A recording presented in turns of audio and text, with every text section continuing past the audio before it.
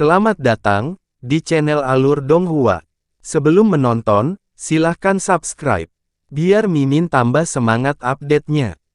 Han Li meliriknya dan dengan tenang berkata, itu hanyalah upaya kecil.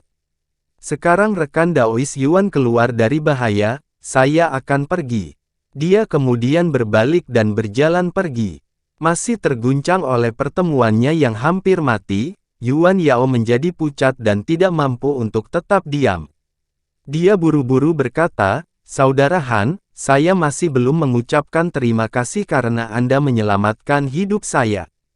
Penampilan halus wanita cantik itu akan menarik hati siapapun yang melihatnya.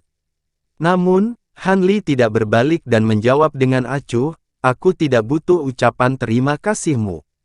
Saya hanya membantu Anda sebentar dan tidak dapat membantu Anda sepenuhnya. Lakukan yang terbaik, Nona Yuan. Setelah ini dikatakan, Han Li sudah 40 meter jauhnya, bergerak dengan kecepatan sangat tinggi. Ini hanya menyebabkan wajah pucat Yuan Yao menjadi lebih panik. Dia tidak lagi memiliki kekuatan untuk menahan panas yang menyengat, apalagi semut api besi yang mungkin dia temui. Dia tidak bisa menyerah saat Han Li memegang tali yang menggantungkan hidupnya. Tetapi permohonannya yang menawan benar-benar diabaikan Han Li. Dia mengungkapkan ketakutan pada sikap Han Li dan hanya bisa mengatakan apa yang diharapkan Han Li mendengar. Dia mengertakkan gigi dan berkata, tolong tunggu. Selama rekan Taois Han bersedia melindungi saya di jalan ini, saya akan memberikan harta yang besar kepada Anda. Kekuatan sihirmu tidak akan digunakan dengan sia-sia. Harta karun yang besar. Han Li tetap diam, mengungkapkan sedikit keraguan. Melihat Han Li tampak tertarik, dia tidak berani lalai. Saya masih memiliki banyak api biru yang ingin saya berikan kepada rekan Daois. Itu pelet hijau yang kamu gunakan beberapa saat yang lalu. Ini adalah barang yang sangat tidak biasa. Han Li perlahan berbalik dengan ekspresi pertimbangan yang mendalam. Karena dia telah bertindak untuk menyelamatkan wanita itu, dia tidak berniat untuk benar-benar meninggalkannya. Selain itu, dia telah menyelamatkannya dengan alasan lain dalam pikirannya, tindakannya sebelumnya hanya mundur satu langkah sehingga dia bisa maju dua langkah. Sekarang dia telah mengambil inisiatif untuk meminta bantuannya, tujuannya terpenuhi. Dia menganggap bahwa jika dia menuntut konsesi yang lebih besar, dia tidak punya pilihan selain menerimanya. Wanita cantik ini jelas memahami hal ini. Terlepas dari apakah itu untuk membayar Han Li untuk penyelamatan sebelumnya atau perlindungan lanjutannya, Yuan Yao tidak punya pilihan selain melanjutkan dengan ekspresi tak berdaya. Api biru adalah bom api yang diam-diam disempurnakan oleh Sekte Biru yang dari Iblis Dao. Masing-masing tidak hanya membutuhkan sejumlah besar sumber daya langka untuk disempurnakan, tetapi juga menghabiskan banyak waktu. Kekuatan mereka setara dengan api esensi milik kultivator Nas Chen Sol. Saya masih memiliki 3 dan akan memberikan semuanya kepada Anda. Ekspresi wanita itu menjadi lebih tegas saat dia berbicara. Dia mengulurkan tangan putih salju untuk memperlihatkan 3 pelet bersinar dengan cahaya hijau lembut. Pada saat itu, Han Li dengan tidak tergesa-gesa berjalan kembali dan melirik ketiga pelet itu.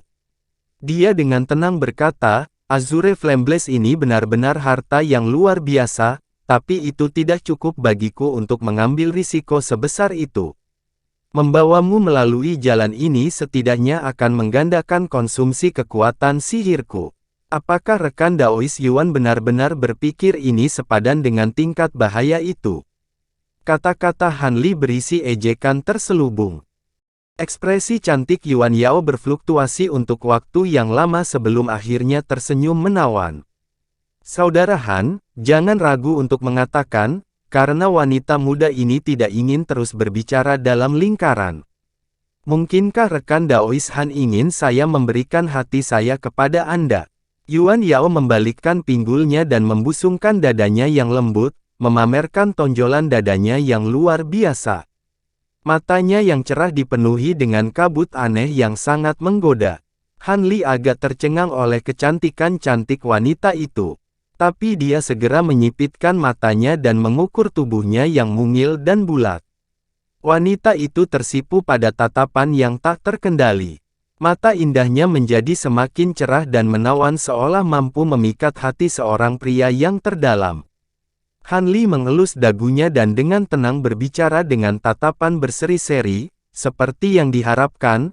Teknik menawan Yuan Yao dengan kekuatan penuh bersama dengan penampilannya yang cantik tidak ada bandingannya. Namun, karena itu tidak berpengaruh pada saya, rekan Daois sebaiknya menyimpan kekuatan sihirnya untuk bertahan hidup. Merobek kedoknya yang indah dan menghentikan teknik menawannya, dia dengan bingung berkata, sungguh orang yang kasar dan tidak berbudaya. Anda tidak memiliki belas kasihan sedikit pun untuk wanita. Han Li tersenyum tidak tulus, berkata, bagaimana mungkin Nona Yao mengatakan itu?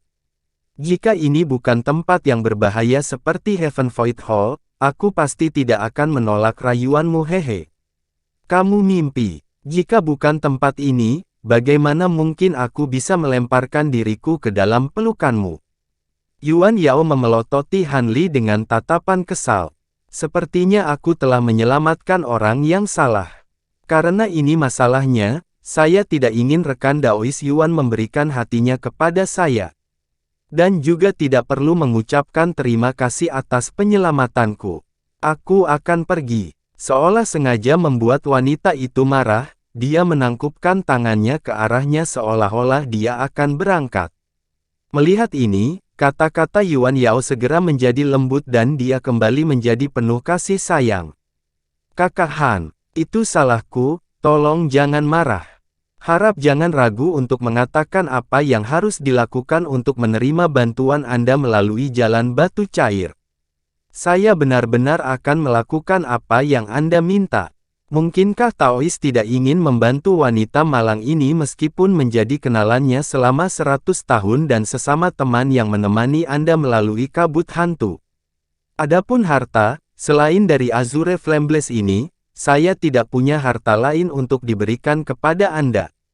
Meskipun Han Li tersenyum misterius, Yuan Yao adalah orang yang benar-benar berubah-ubah. Berdiri tegak 1 detik, dan mengirimkan berikutnya. Dari permohonannya yang saat ini tidak berdaya, pesonanya yang dewasa dan genit baru-baru ini, hingga kesan bangga dan elegannya sejak awal, semuanya telah memberi Han Li kesan yang berbeda dan unik.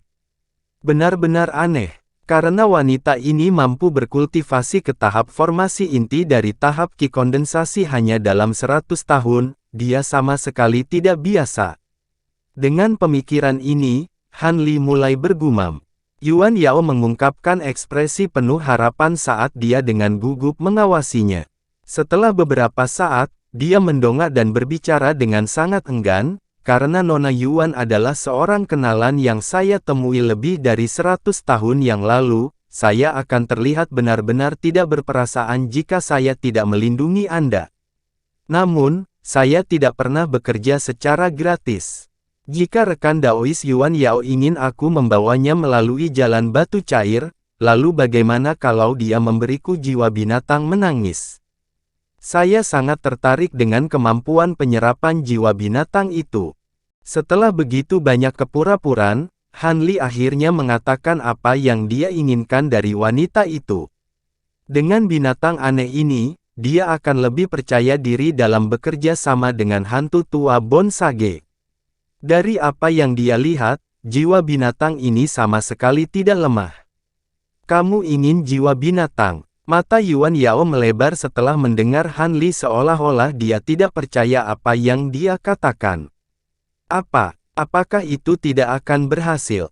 Ekspresi Han Li tenggelam, dan suaranya menjadi dingin. Jika saya memberikan jiwa binatang kepada Anda akan membawa saya melewati jalan batu cair. Yuan Yao menanyakan Han Li pertanyaan ini kata demi kata saat dia menatapnya dengan ekspresi aneh. Betul sekali. Han Li mengerutkan kening tetapi masih berbicara dengan pasti. Dia samar-samar merasa ada sesuatu yang salah. Sempurna, maka itu semua milikmu. Setelah Han Li mengkonfirmasi ini, dia segera mengambil kantong binatang buas di pinggangnya dan memberikannya kepada Han Li tanpa ragu sedikit pun. Han Li berkedip dengan hati gugup. Mengapa tampaknya dia sebenarnya tidak sabar untuk memberikan kepadanya? Mungkinkah ada yang salah dengan jiwa binatang? Setelah berpikir sejenak, dia dengan tenang mengambil kantong binatang roh itu ke tangannya. Dia menyapu indera spiritualnya ke dalam untuk melihat Weeping Soul Beast tertidur lelap. Han Li menganggukkan kepalanya dan meletakkan kantong binatang roh di pinggangnya. Saat dia berpikir untuk mengatakan sesuatu, Yuan Yao membuka mulutnya dan meludahkan mutiara abu-abu gelap ke telapak tangannya. Ini adalah mutiara jiwa yang menangis. Ini adalah item yang digunakan untuk mengontrol. Jika Anda memperbaiki ini seperti yang Anda lakukan pada harta sihir biasa, jiwa binatang akan selamanya menjadi milik Anda. Saya sudah lama memiliki binatang itu dan belum sepenuhnya menyempurnakan mutiaranya. Anda dapat dengan paksa menghapus jejak indera spiritual saya darinya tanpa masalah. Yuan Yao terkekeh dan memberikannya pada Han Li. Han Li memandang mutiara jiwa binatang dengan penuh minat dan tidak bergerak untuk menerimanya. Mutiara ini adalah sesuatu yang dia ketahui dari roh peri Violet ketika dia bertanya tentang jiwa binatang yang menagis. Dia kemudian menyadari bahwa dia tidak mampu dengan lancar mengendalikan, karena dia belum sepenuhnya menyempurnakan selama waktu itu.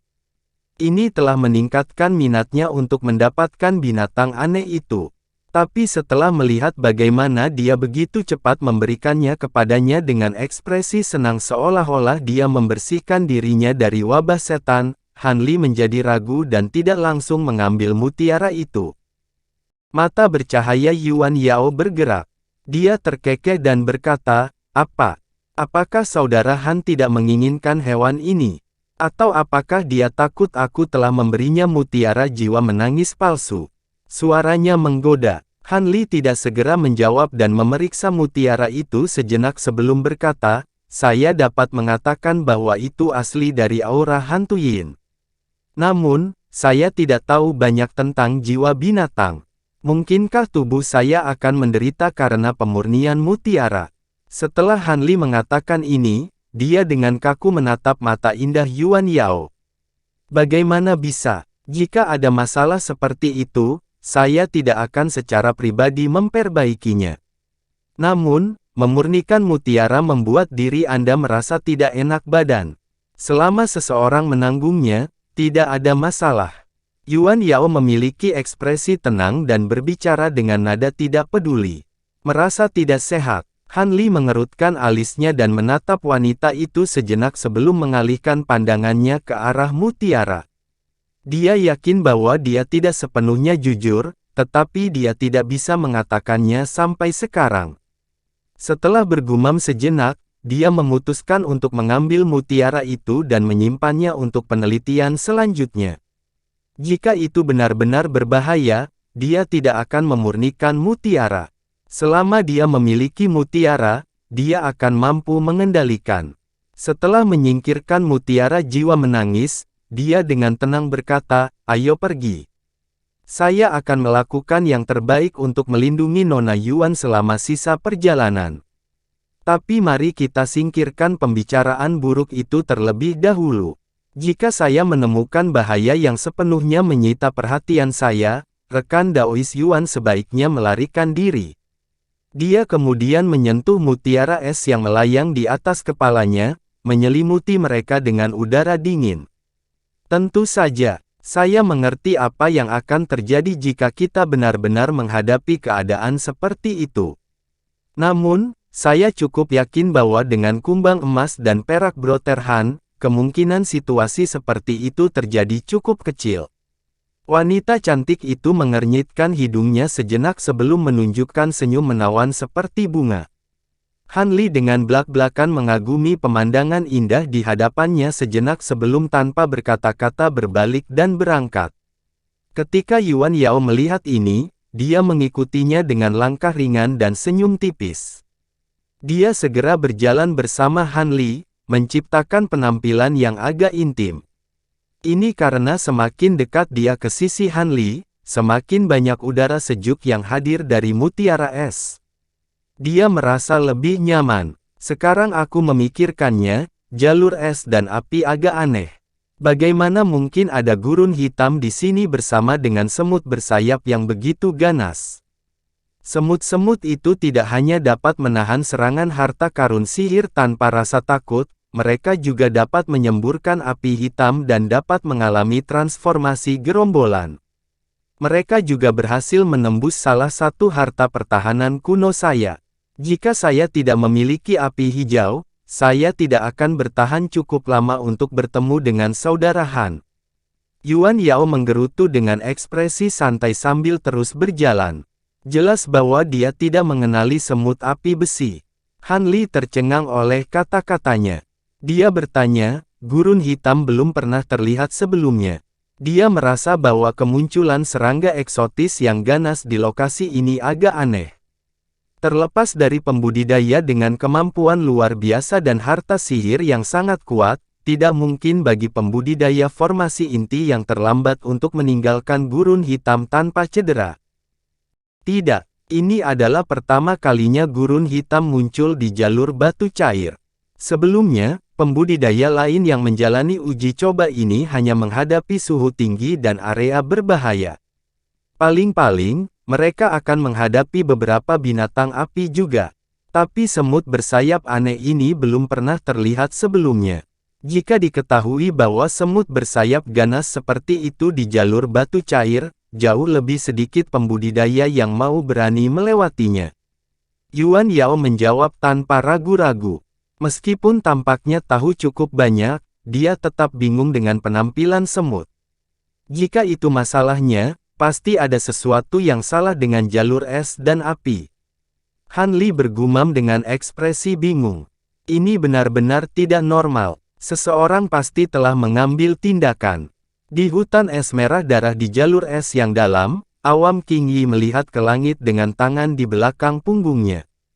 Bola lampu biru berukuran inci yang tak terhitung jumlahnya berputar di sekelilingnya, memisahkannya dari segerombolan padat beberapa ratus binatang perak yang mengelilinginya. Binatang kecil ini sangat mirip tikus.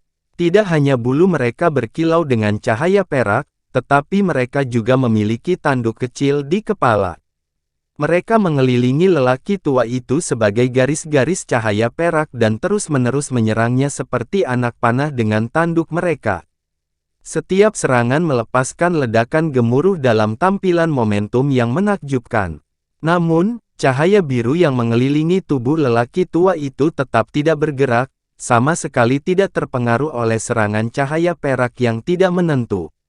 Mencari kematian. Lelaki tua berjubah Konfusianisme itu semakin kesal dengan serangan tikus-tikus aneh itu. Setelah menundukkan kepalanya ke arah mereka, dia menyapu lengan bajunya keluar dengan ekspresi dingin. Semburan cahaya biru segera menyebar, menerangi area seluas 40 meter dalam kecemerlangan yang menyilaukan. Setelah beberapa saat, cahaya biru memudar untuk mengungkapkan tanah yang dipenuhi dengan mayat binatang kecil berbulu perak. Tubuh mereka tertusuk oleh jarum tipis berwarna biru yang bersinar dengan cahaya biru yang dingin.